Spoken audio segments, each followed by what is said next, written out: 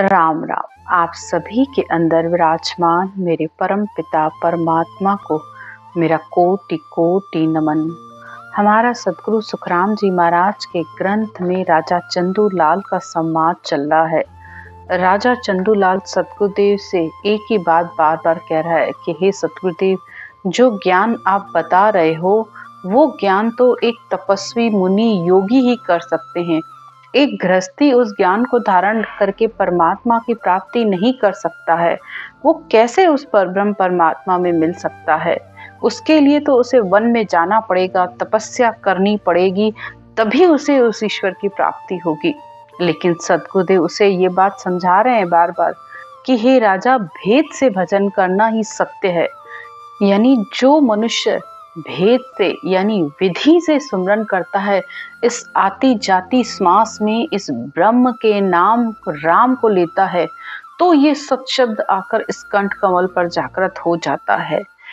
फिर चाहे वो गृहस्थी हो, चाहे भेषधारी हो, तपस्वी हो, मुनि हो, उससे कोई फर्क नहीं पड़ता है, कोई भी हो।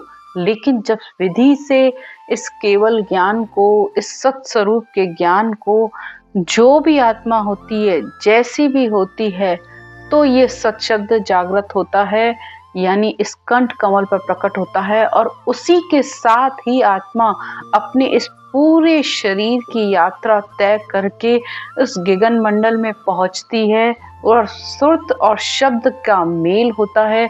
और इसी सत्य शब्द रूपी इस धुन के साथ ही आत्मा परब्रह्म परमात्मा में मिलती है, उस ब्रह्म आनंद में समाती है।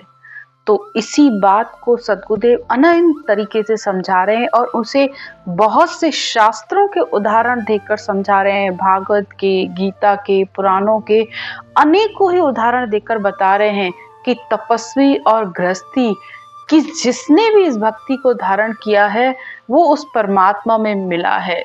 निर्णो कीनो नाम को ब्रह्मा विष्णु महेश, सुमर सुमर मुनि जन थक्या पार न पायो शेष।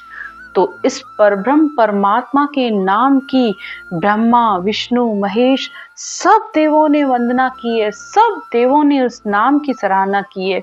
सुमर सुमर मुनि जन थक्या, यानी तपस्या कर करके अनेकों इस संसार से चले गए, पार न पायो शेष, यानी शेष भगवान भी इस नाम को पार नहीं पा सके। वो भी अवतारों के ही नाम, ब्रह्म के नाम की ही रचना कर रहे हैं। तो आज सद्गुरुदेव राजा को वही सारे उदाहरण दे रहे हैं। सबसे पहले वो विश्वामित्र जी का उदाहरण देते हैं कि एक बार विश्वामित्र जी अपने गुरु वशिष्ठ मुनि जी से मिलने आए।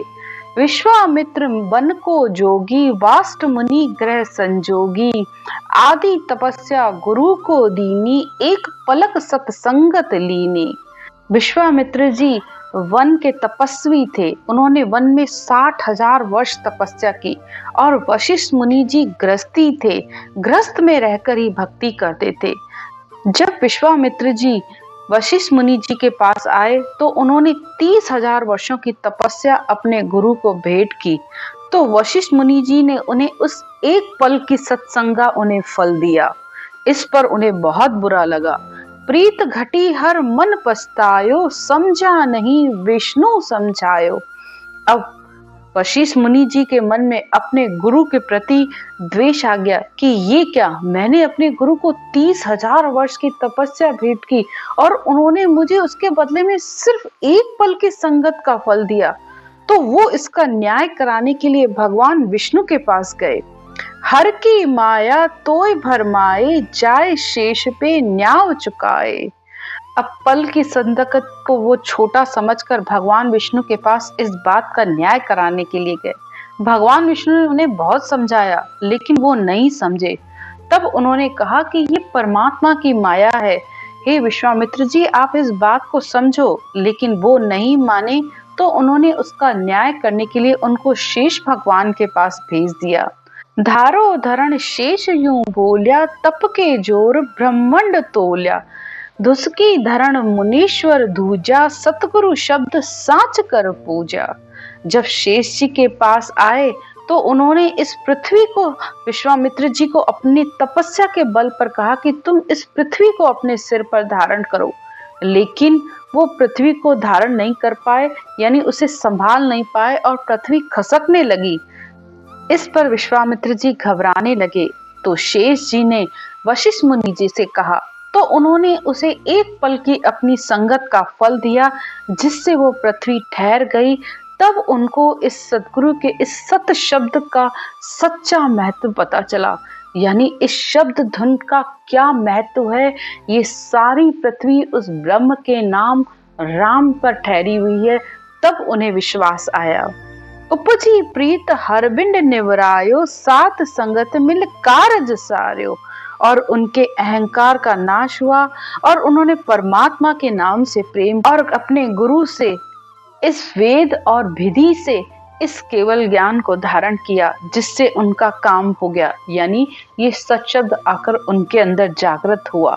तो अपना निज मन सौंपने पर ये आकर अंतर में प्रकट होता है। आगे कहते हैं, ग्रह में हुओ जनक विदेही, सुखदेव जोगी परम स्नेही। आगे दूसरा उदाहरण देकर कहते हैं कि राजा जनक विधेयी थे लेकिन गृहस्थी थे, लेकिन सुखदेव मुनि वन में रहने वाले थे। त्यागी तपी तपी सदा वनवासी, जनमत ग्रह भयो उदासी। अटके विमान व्यास क्यों आयो, व्यास देव गुरु जनक बतायो। सुखदेव मुनि जन्म से ही वन में रहने वाले थे और त्यागी और तपस्वी थे। जन्म लेते ही उन्होंने गृहस्थ का त्याग कर दिया, लेकिन जब उनको लेने के लिए बैकुंठ से विमान आया तो वो उसमें नहीं गए और व्यास जी के पास गए। तब उन्होंने उसे बताया कि इस समय राजा जनक को सद्गुरु पदवी का औदा है, आप उनसे जाके लो। जबकि उनके पिता व्यास जी थे, उनके पास सारे ही शास्त्रों का ज्ञान था, तब भी वो सुखदेव मुनि को नहीं बता पाए। तो उस समय राजा जनक के पास ये औदा था, तो वो उनके पास आए। सुखदेव जति जनक गुरु राया, भक्ति भेद ले मोक्ष सिधाया। सुखदेव मुनि जति थे, राजा जनक गृहस्थी थे, फिर भी उन्होंने राजा जनक से वो ज्ञान लिया और परम मोक्ष को प्राप्त किया। ग्रह त्याग की कहाँ इदकाई, नारद के गुरु धीवर भाई। सद्गुरुदेव फिर राजा को समझा रहे हैं कि हे राजा, गृहस्थ और त्याग में क्या विशेषता है। नारद जी ने तो कालू जी धीवर को अपना गुरु बनाया। इसी तरह राजा अम्बरीश ऋषि दुर्वासा, ओ वनवासी ओ ग्रह उदासा। राजा अम्बरीश गृहस्थी थे, दुर्वासा ऋषि गृहस्थ में रहने वाले तपस्वी थे। उन्होंने राजा को श्राप दिया, तो वो सुदर्शन चक्र जो उन्होंने राजा के पीछे छोड़ा था, वो सुदर्शन चक्र खुद उनके पीछे ही लग गया। तो वे भगवान विष्णु के पास दौड़ दौड़ कर गए। पुरी पुरी हर पास पुकारे, जन को द्रोही कौन उबारे। दुर्वासा जी कैलाश जी आए और भगवान शंकर से कहने लगे कि हे प्रभु, मेरी रक्षा करो, मेरी रक्षा करो इस सुदर्शन चक्र से। लेकिन उन्होंने उसे मना कर दिया। फिर भी ब्रह्मा जी के लोग गए, लेकिन उन्होंने भी उसे मना कर दिया। फिर भगवान विष्णु के पास वैकुंठ में आए और सुदर्शन चक्र से अपनी रक्षा करने की प्रार्थना की। लेकिन भगवान विष्णु ने उनसे कहा कि भक्तों से द्वेष करने वाले की रक्षा कौन कर सकता है, तो तुम वापस उसी ऋषि के पास ही जाओ, राजा अम्बरीश के पास ही जाओ। वो जब तुम्हारी गलतियों को माफ करेंगे तो तुम्हारे पीछा ये सुदर्शन चक्र छोड़ देगा। तो बताइए, गृहस्थी और तपस्या कौन बड़ा है? इसका निर्णय इस बात पर मत कीजिए कि वो बहुत ज्यादा तपस्वी है, गुफाओं में बैठा है, भक्ति में लीन है, तो वो सबसे बड़ा है। संसार की यही रीत है। आप जैसे ही देखते हो किसी के पास रिद्धि है, सिद्धि है, चमत्कार है या कोई बहुत बड़ा जोगी है, तो आपको लगता है कि ईश्वर की प्राप्ति सिर्फ उसे ही हुई है। नहीं, भक्ति के लिए चाहे गृहस्थी हो, चाहे ऋषि हो, चाहे तपस्वी हो, जति हो, योगी हो, सब बराबर है।